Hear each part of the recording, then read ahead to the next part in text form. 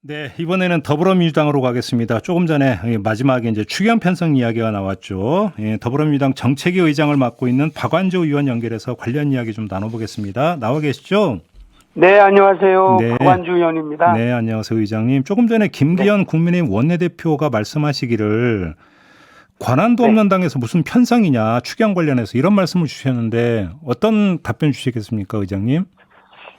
좀 전에 제가 잠깐 들었는데, 네. 야당한테 편성권을 달라, 예, 이렇게 말씀하신 거는 어불성설이고요. 음, 예산 편성권은 다 아시다시피 정부에 있고요. 네, 그 편성된 것을 여야가 국회에서 심의 권한이 있는 겁니다. 예, 예, 그리고 이제, 통상, 야당에서 주장하는 것처럼, 음, 이거 뭐 제안도 안 하고 할 거냐, 음, 그거는 뭐 일면 맞는 말씀이에요. 어, 정부가 추경을 편성해서 그 과정에서 통상은 여당하고 이제 당정 협의를 해왔잖아요. 예, 예. 그래서 그런 안들을 어느 정도 음. 준비가 돼서 제출이 되면 음흠.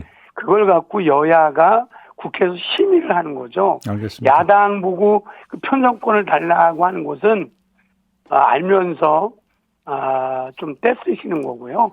그게 저희가 하시겠다는 건지 안 하시겠다는 건지 정확하게 저희는 잘 모르겠지만 아마 이제 요 맥락으로 이제 그 질의응답이 이어졌는데요. 엊그저께 네네. 윤호중 원내대표가 네네. 그 코로나 피해 소상공인과 자영업자를 위한 어떤 추경 편성 그 필요성을 언급을 했고 네. 시점까지 이제 공식 선거운동이 이제 2월 15일부터 시작이 되니까 그 전에는 처리돼야 되는 거 아니냐라는 취지의 이제 발언을 했고요. 이어서 네네. 양당 원내 수석 부대표가 이제 그 만나서 이 이야기가 진행이 됐기 때문에 네네. 그 연장선상에서 이제 질문이 들어갔고 이제 대답이 나왔던 건데요.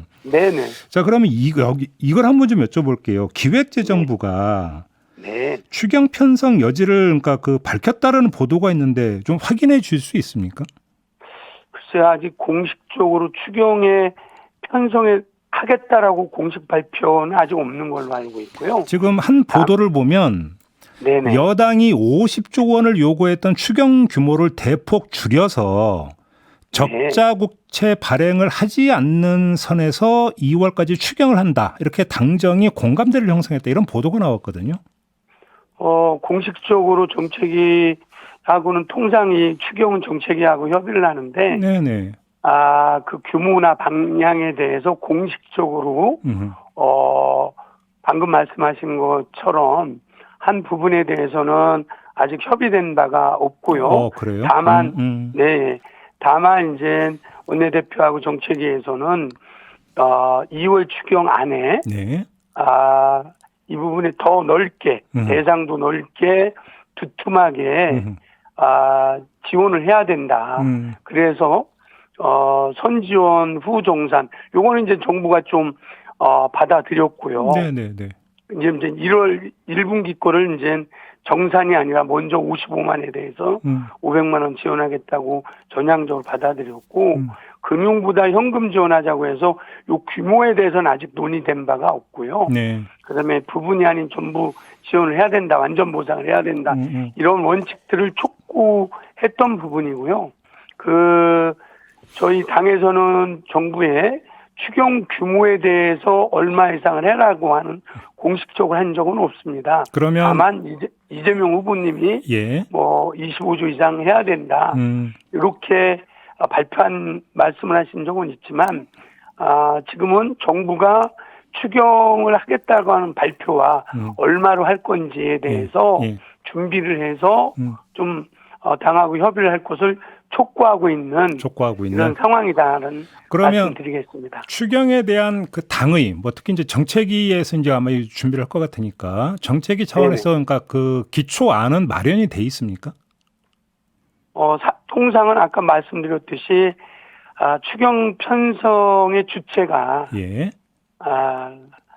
정부이기 때문에 요거는 정부가 좀 전에 야당에서도 말씀하신 것처럼 10호 추경 예산을 만들어 놓고 왜 또 얼마 되지 않아서 또 추경을 해야 되느냐 이런 부분 그다음에 만약에 국채 발행을 한다고 한다면 그런 부담 이런 지적에 대해서 일면 타당한데요. 답부터 말씀드리면 우리 당에서 얼마를 만들어 달라고 하는 안은 그런 가이드라인은 제출하지는 않고요. 정부가 짜갖고 오면 예.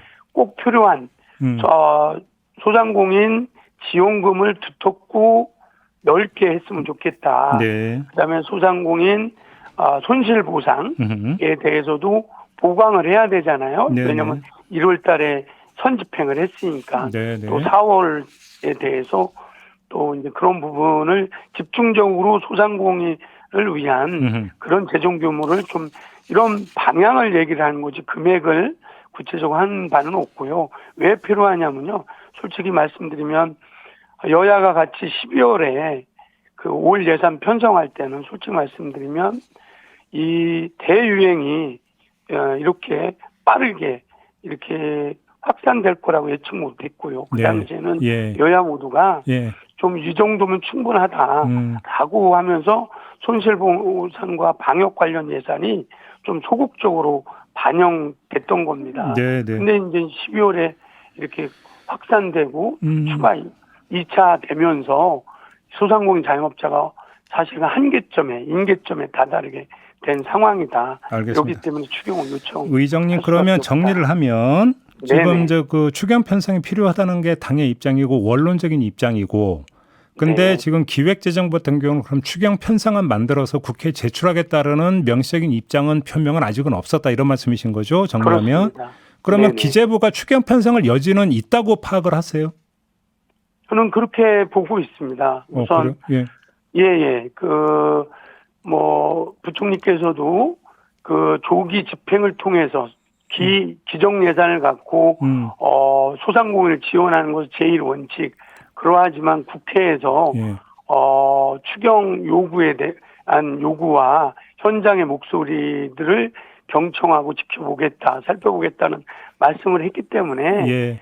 그런 부족한 사실은 예산을 편성해놓고 또 한다는 게 좀 불편스럽긴 하지만 또 슈퍼 예산을 짜놓고 추경한다는 게 불편스럽긴 하지만 그 부족한 부분에 대해서 12월에 우리가 편성한 것이 부족했다는 부분에 대해서는 재정당국도 공감을 하고 있기 때문에 추경은 편성할 것이다 이렇게 보고 있습니다. 그러면 아직 당정 협의는 착수가 안 된 거고요. 네, 그렇습니다. 그래요. 그러면 당정 협의는 언제쯤 시작이 될 것 같습니까?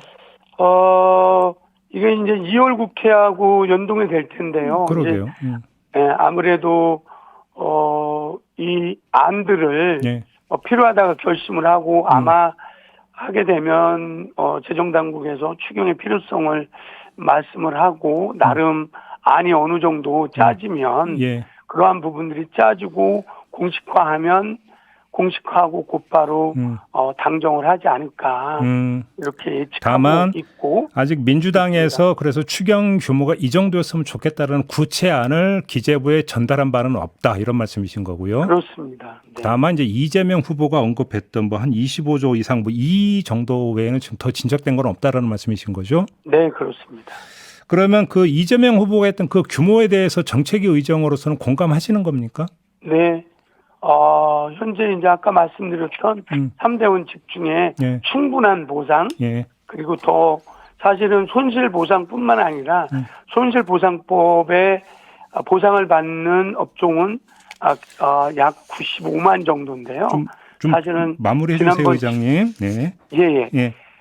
충분하게 더 넓고 두툼하게 하기 위해서는 그 정도 규모는 돼야 된다 이렇게 생각을 그 정도 하고 있습니다. 규모는 돼야 된다. 네. 알겠습니다. 이렇게 마무리할게요. 고맙습니다, 의장님. 고맙습니다. 네, 지금까지 더불어민주당 정책위 의장을 맡고 있는 박완주 의원이었습니다.